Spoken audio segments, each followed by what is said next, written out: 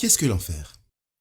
Dans cette vidéo, nous allons examiner 7 faits sur l'enfer. Bonjour, je suis le pasteur Mark Finlay et au cours des 50 dernières années, j'ai parcouru le monde et je me suis tenu sur certaines des plus grandes plateformes du monde parlant à des milliers de personnes au sujet de l'amour de Dieu et des flammes de l'enfer. Qu'enseigne la Bible sur l'enfer?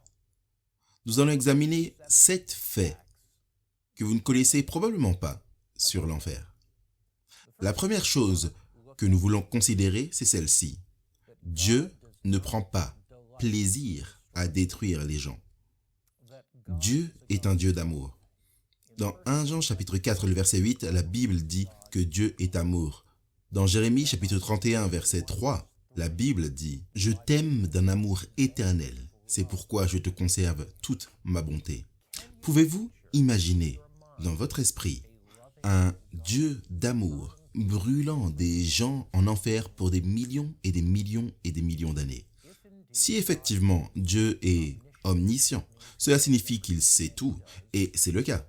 Et si effectivement Dieu est omniprésent, cela signifie qu'il est présent partout par son esprit, et c'est le cas. Est-ce que cela ne signifierait pas que si l'enfer était un endroit qui brûlait à travers les âges sans fin, sans cesse, Dieu aurait une connaissance de cela. Et Dieu serait également présent là-bas à travers son esprit s'il est omniprésent. Vous voyez, serons-nous un jour au paradis, survolant un certain endroit et on entendrait des cris et on dirait à l'ange, c'est quoi ça? Il dirait, oh, c'est des gens qui brûlent en enfer.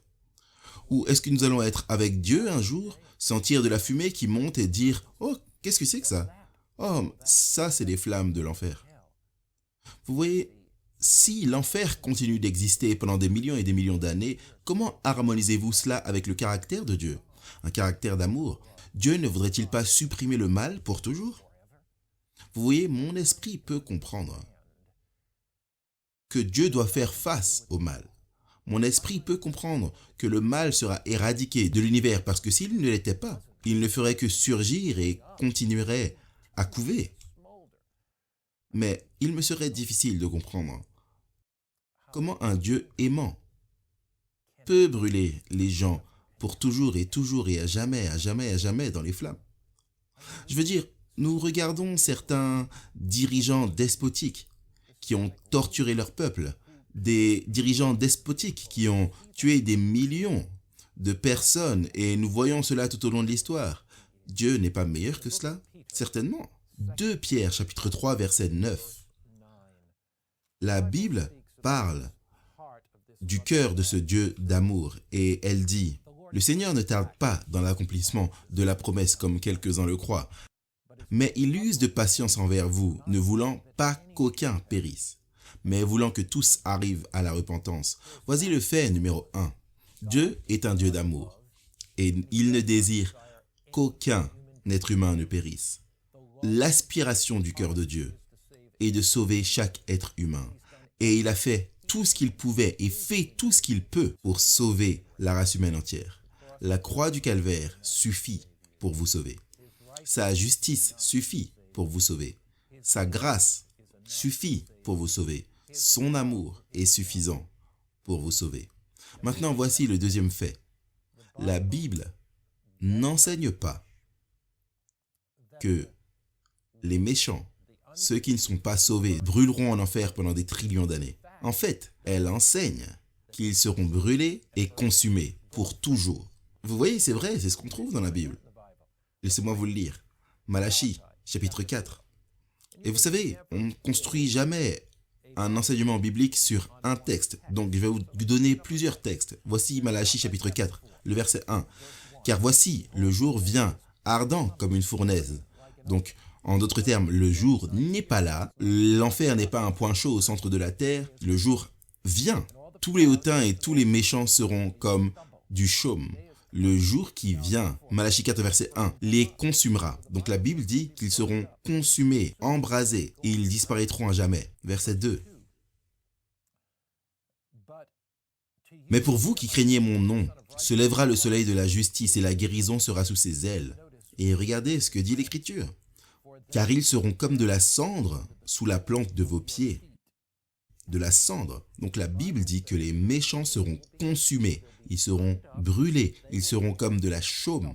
La Bible dit qu'il ne leur restera ni racines, ni rameaux, ils seront de la cendre sous la plante de vos pieds, totalement détruits.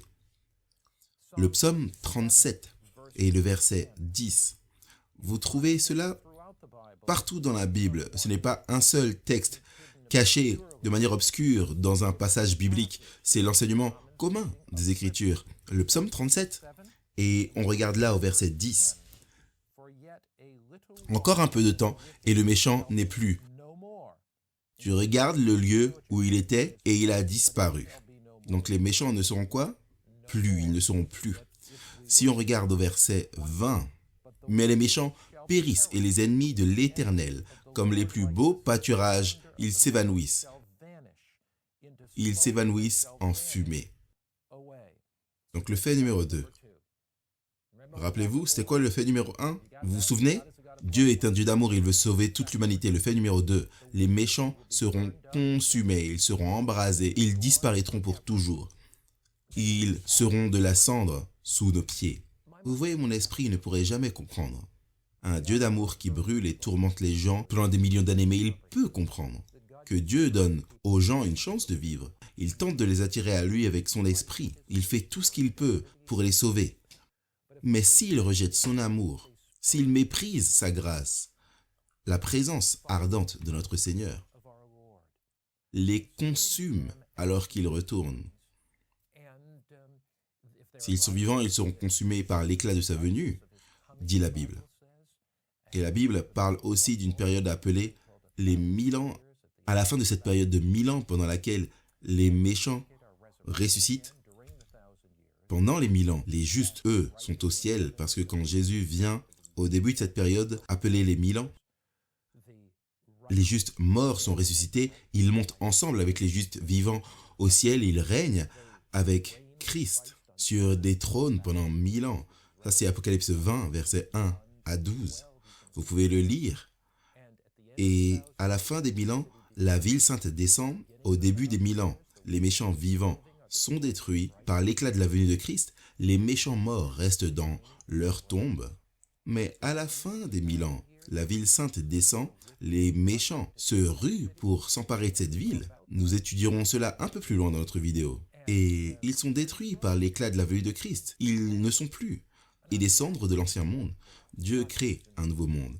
Maintenant, la Bible enseigne, et voici le troisième fait, le fait numéro 1.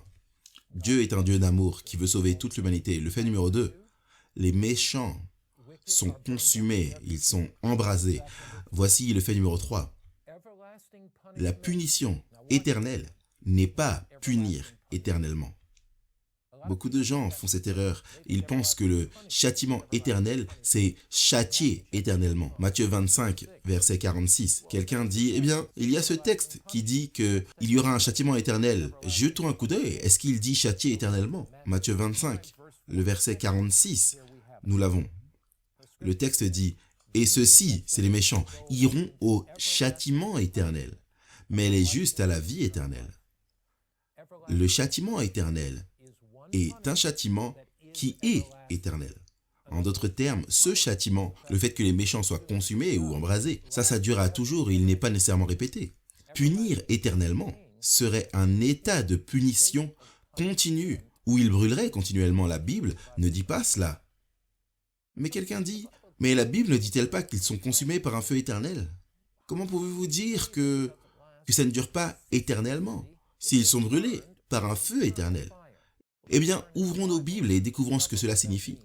Nous allons aller dans le livre de Jude. C'est un tout petit livre avant le livre de l'Apocalypse.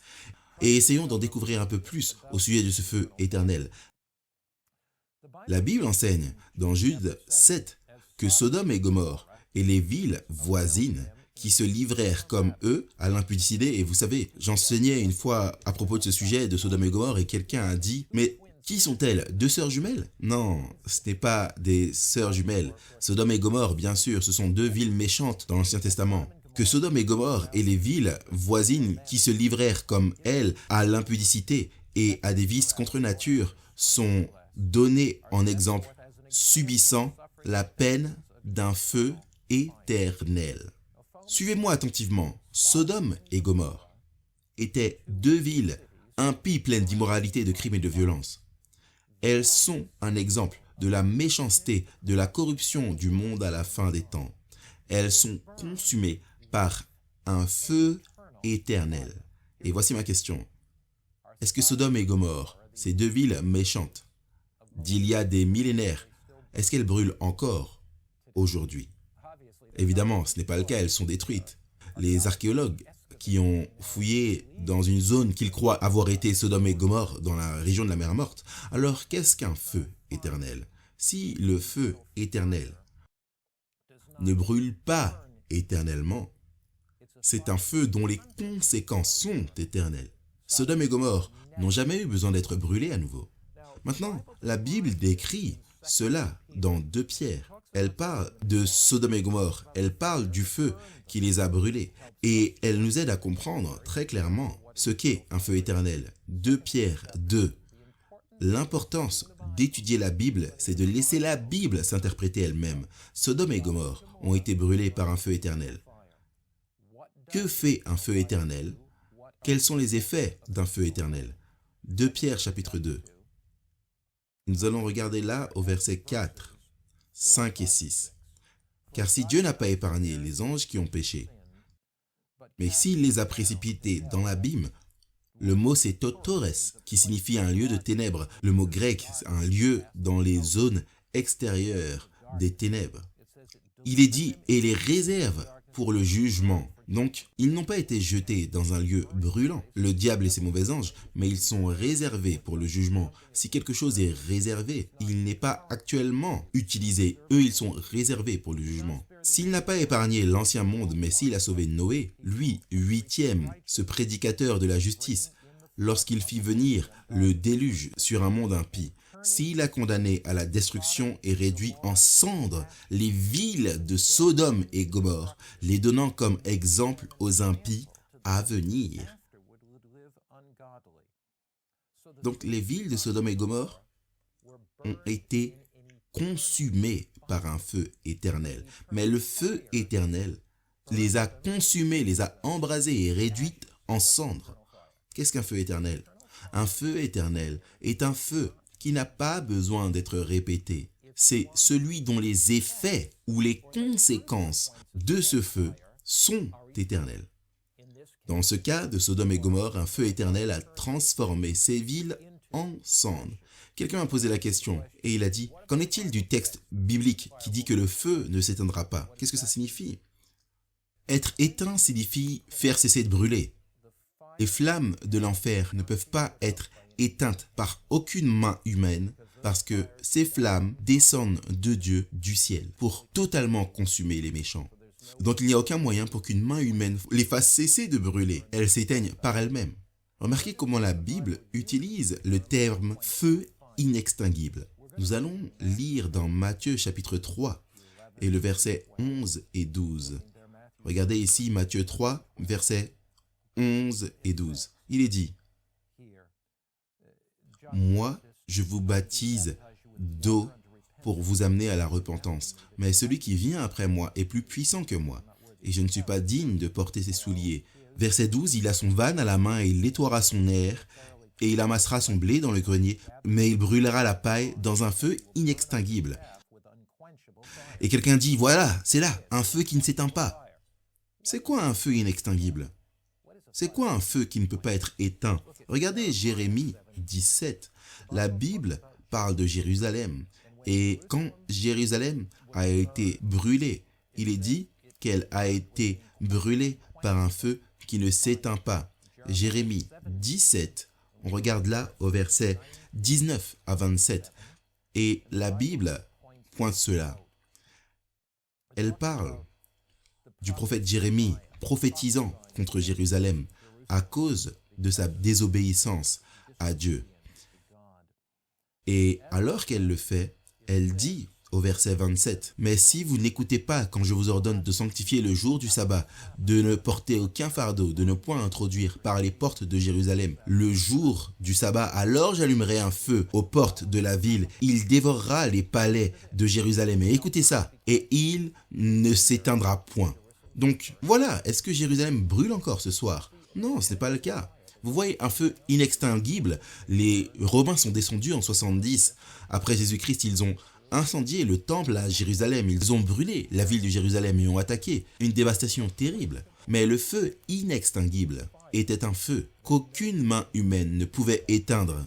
Donc voici 3 faits jusqu'à présent. Quels sont-ils? Dieu est un Dieu d'amour, il veut sauver chaque être humain. Deuxièmement, Dieu lui-même dit que les pécheurs seront consumés, ils seront embrasés, réduits en cendres. Le châtiment éternel ou le feu inextinguible est un feu qui vient du ciel dans la présence ardente de Dieu à la fin de cette période de 1000 ans qui ne pourra jamais être éteint par des mains humaines. Et maintenant, est-ce que l'enfer est un point chaud brûlant au centre de la terre ce soir? Certainement pas. 2 Pierre 2, verset 4 nous dit quoi? Que les mauvais anges sont réservés pour le jour du jugement. Apocalypse 20, verset 9 nous dit que les méchants seront détruits à la fin des 1000 ans et des cendres de ce vieux monde, Dieu créera le nouveau monde. Voici Apocalypse 20 et verset 9 et suivant. La Bible le dit de cette façon. Et ils montèrent, on revient au verset 7, quand les 1000 ans seront accomplis, c'est-à-dire finis, Satan sera relâché de sa prison. Satan, les mauvais anges, ont été liés sur la terre. Vous pouvez lire cela dans Apocalypse 21, verset 5. Ils sortent pour séduire les nations qui sont maintenant ressuscités d'entre les morts, c'est les méchants, parce que dans Apocalypse 20, verset 5, il est dit « Le reste des morts ne ressuscita pas jusqu'à ce que les 1000 ans fussent accomplis. » Donc ce sont les méchants, ils sont ressuscités à la fin des 1000 ans. Ils montent sur la surface de la terre, ils investissent le camp des saints, mais un feu descendit du ciel et les dévora. Maintenant la Bible est très claire, un feu descend de Dieu, du ciel et les dévore. Donc les flammes de l'enfer ne proviennent pas de la terre.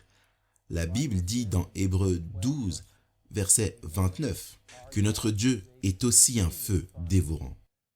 Donc le caractère d'amour, de grâce, de justice de Dieu attire à lui les justes. Mais cette lumière glorieuse de son caractère est si consumante que les méchants sont détruits par l'éclat de son avènement.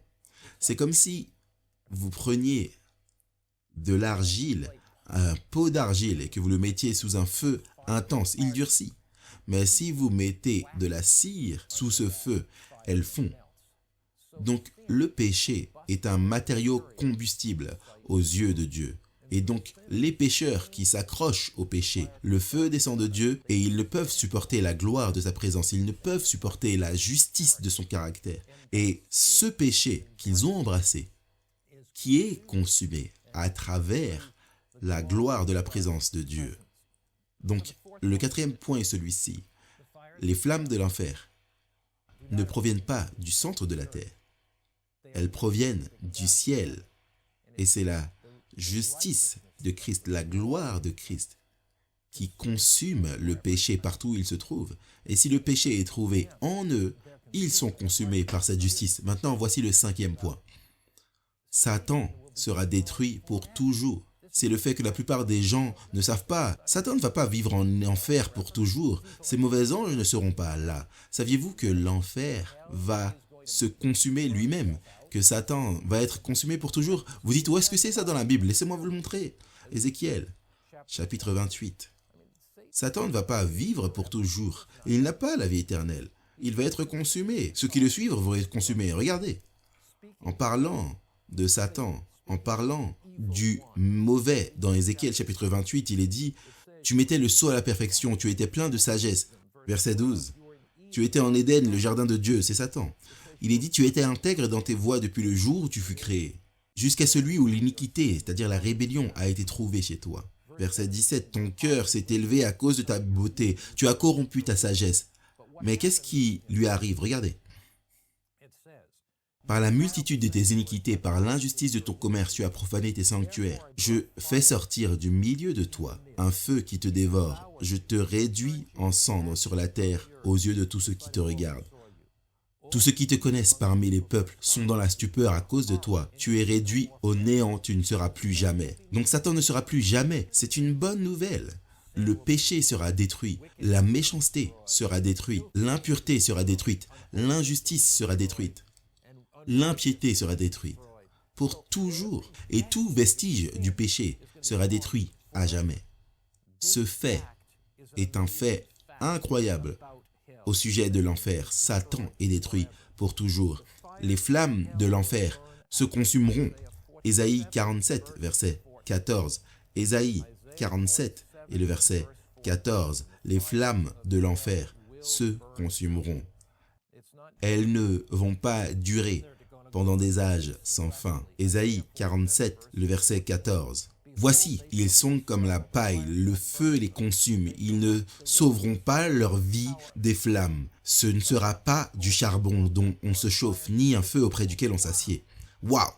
Ils seront réduits en cendres, mais ils ne seront pas du charbon dont on se chauffe, selon ce verset biblique, ni un feu auprès duquel on s'assied, ou un charbon par lequel on se chauffe. Ils auront disparu totalement. Satan est consumé, les méchants, les anges sont consumés, les méchants sont consumés, les flammes de l'enfer disparaîtront. Quelqu'un dit, mais Pasteur Marc, il y a un passage biblique qui parle d'éternellement et à jamais.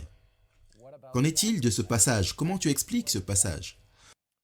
Vous savez, on a regardé plusieurs passages qui parlent des méchants qui sont consumés dans le psaume 37, verset 10, 20 et suivants. Les méchants sont réduits en cendres. Malachie chapitre 4, versets 1 à 3. Nous avons regardé au fait que les mauvais anges sont réservés pour le jour du jugement. Nous avons regardé au fait que le diable va être consumé. Ésaïe chapitre 47. Abdias 16 nous dit que les méchants seront comme s'ils n'ont jamais existé. En d'autres termes, ils sont consumés. Nous avons vu qu'un enfer où les gens brûlent éternellement est incompatible avec le caractère de Dieu. Donc, vous ne prenez jamais un seul texte que vous ne comprenez pas pleinement et mettez de côté 50 ou 100 textes qui sont très très clairs. Donc, j'aimerais examiner le texte qui parle de « pour toujours et à jamais » et voir le sens de ce texte et laisser la Bible s'expliquer elle-même. Le chapitre dont vous parlez de « pour toujours et à jamais », c'est Apocalypse chapitre 20. Et c'est là au verset 10. Maintenant, regardez ce qui s'est passé juste avant ce passage dans Apocalypse 20, verset 9. Il est dit, « Et ils montèrent sur la surface de la terre et ils investirent le camp des saints et la ville bien-aimée. Mais un feu descendit du ciel et les dévora. » Donc c'est très clair. Ils sont dévorés, ils sont détruits. La Bible dit qu'ils périssent. La Bible dit que comme de la fumée, ils disparaissent. Ils sont transformés en cendres. Puis elle dit, et le diable qui les séduisait fut jeté dans l'étang de feu. Donc c'est cette terre en fusion à la fin des temps, avant que Dieu crée de nouveaux cieux et une nouvelle terre. Où se trouvent la bête et le faux prophète, et ils seront tourmentés jour et nuit au siècle des siècles. Qu'est-ce que ça signifie qu'ils seront tourmentés jour et nuit au siècle des siècles? Avez-vous déjà entendu l'expression grecque ions ou aons? C'est une expression grecque intéressante. Aion, totus aion. Aion signifie âge. Totus signifie total. Donc on peut le traduire la fin de l'âge. Ils seront brûlés jusqu'à la fin de l'âge. Qu'est-ce que ça signifie? Apocalypse chapitre 20 termine les 1000 ans. C'est-à-dire que c'est la fin de l'âge de la terre. Apocalypse chapitre 21, Jean dit « Je vis de nouveaux cieux et une nouvelle terre qui sortirent d'auprès de Dieu du ciel. » Donc les méchants sont consumés jusqu'à la fin de l'âge de la terre. Jusqu'à la fin de l'âge, c'est la traduction littérale. Mais il y a de nouveaux cieux et une nouvelle terre où la méchanceté n'existe plus. La Bible n'utilise pas l'expression « au siècle des siècles » dans le sens d'infini. En fait, dans Exode chapitre 21, là, et au verset 6, il est parlé d'un esclave et il est parlé d'une marque qu'on fait à l'oreille d'un esclave. Et c'est vraiment fascinant quand vous regardez dans Exode 21, verset 6, parce qu'il est dit que l'esclave, Exode 21, verset 6, il est dit, « L'esclave aura son oreille percée et il servira son maître pour toujours. » Est-ce que ça veut dire qu'il y aura l'esclavage au ciel et les maîtres auront la domination sur les esclaves? Pas du tout.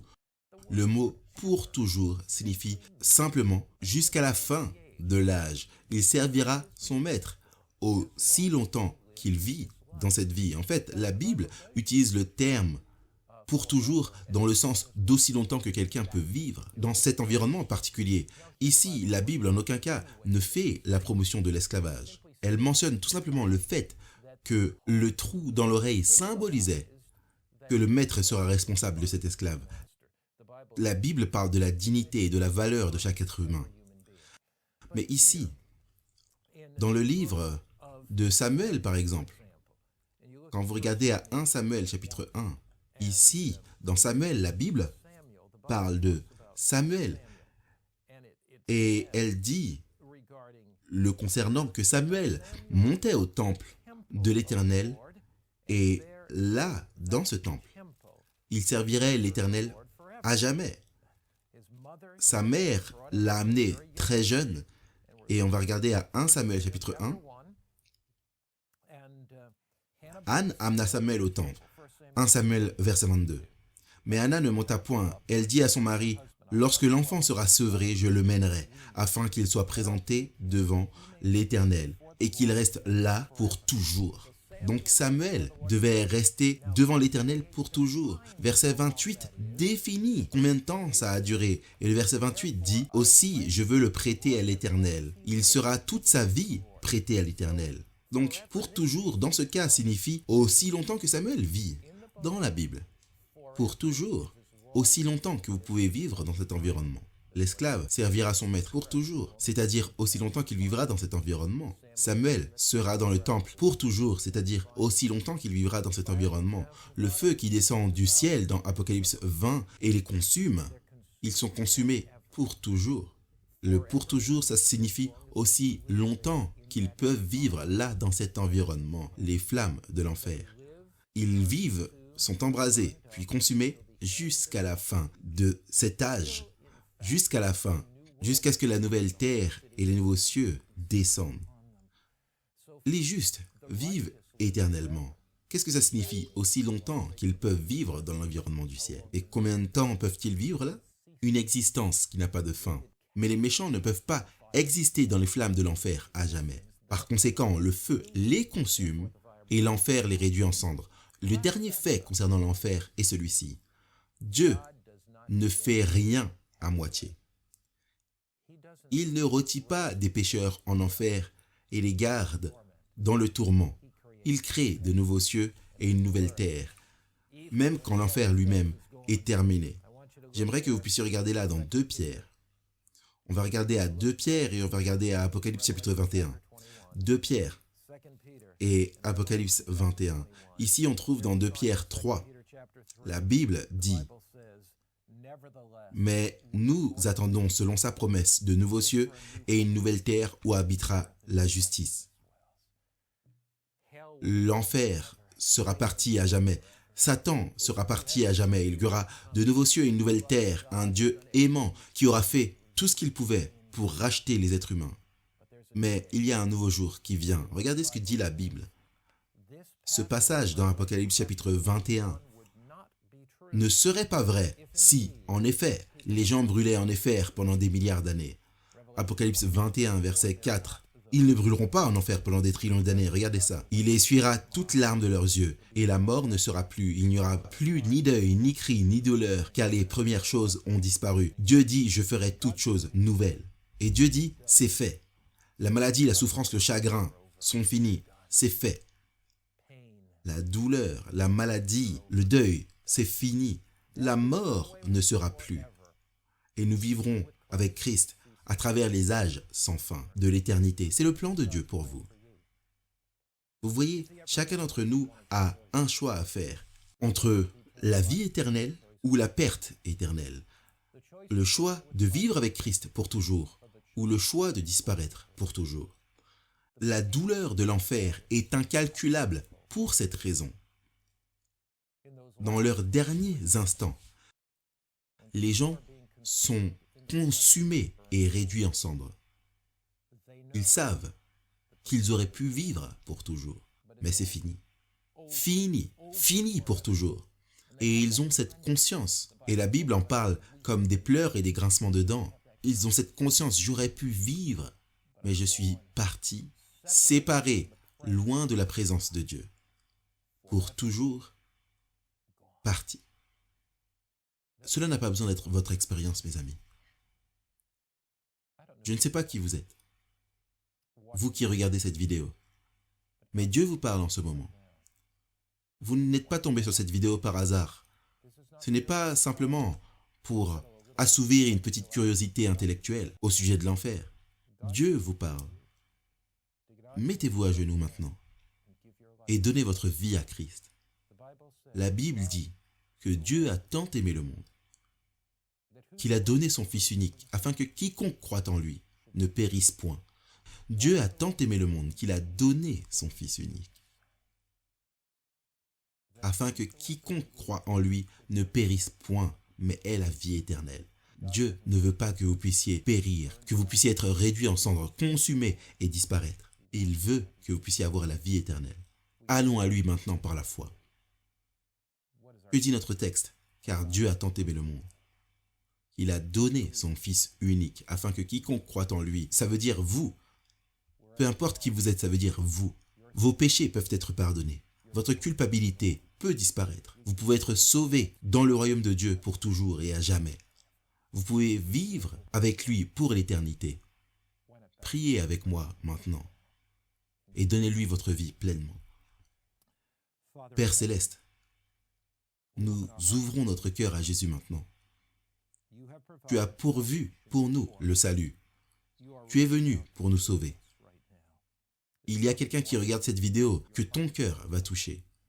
Leur vie a été dans une direction différente. Et ils sentent l'amour de Dieu, ils sentent que tu veux les sauver, ils sentent que leurs péchés peuvent être pardonnés, ils sentent qu'ils ne veulent pas faire partie de l'enfer et être consumés, réduits en cendres à jamais. Ils veulent vivre pour toujours, pour la vie abondante pour laquelle ils ont été créés. Maintenant, je prie pour cette personne, maintenant qu'elle soit touchée par ton Saint-Esprit, maintenant.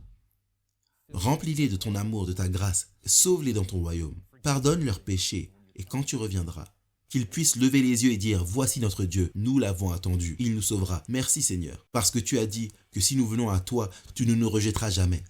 Je sais que tu sauves des hommes et des femmes maintenant par ta grâce, au nom de Jésus. Amen. » J'aimerais garder le contact avec vous et partager avec vous plus de vidéos que nous faisons. J'espère que vous avez apprécié la vidéo d'aujourd'hui. Allez et abonnez-vous à cette chaîne. On aimerait marcher à vos côtés dans votre cheminement spirituel. Alors que vous vous abonnez, appuyez également sur la cloche et vous aurez plus de notifications d'autres vidéos que nous produisons. Nous sommes vraiment impatients de répondre aux questions que ce sujet a peut-être suscitées. Sentez-vous libre de les poser. On n'a pas répondu à toutes les questions dans la vidéo. Alors, si vous avez des commentaires ou des questions, sentez-vous libre de les poser. Vous pouvez faire cela en allant sur hopelive365.com/questions. Je vais vous donner encore l'adresse hopelive365.com/questions. On attend vos questions avec impatience.